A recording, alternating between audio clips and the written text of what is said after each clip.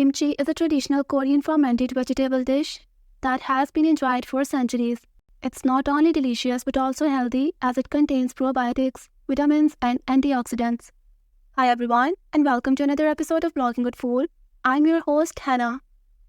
There are many different types of kimchi, each with its own unique flavor and texture. In this video, I am going to teach you how to make a simple and easy cabbage kimchi that you can enjoy at home. To make this kimchi, you will need the following ingredients: 1 large napa cabbage, about 2 kg, 1/4 cup of salt, 4 cups of water, 1/4 cup of glutinous rice flour, 1/4 cup of sugar, 1/2 cup of red pepper flakes, 1/4 cup of fish sauce, 1/4 cup of minced garlic, 2 tablespoons of minced ginger, 1/4 cup of chopped scallions. Step 1. Cut the cabbage into bite-sized pieces and wash thoroughly. Step 2. Sprinkle salt evenly over the cabbage and toss well. Step 3. Transfer the cabbage to a large bowl and pour water over it, ensuring the cabbage is submerged. Allow it to sit for about 2 hours, turning every 30 minutes.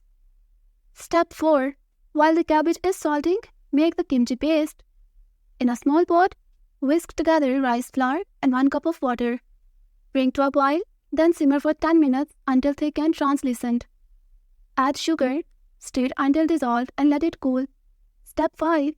In a large bowl, combine red pepper flakes, fish sauce, garlic, ginger, scallions, and salt shrimp, if using.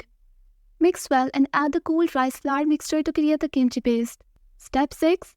After 2 hours, drain and rinse the cabbage under cold water. Squeeze out excess water and transfer it to a large mixing bowl. Step 7.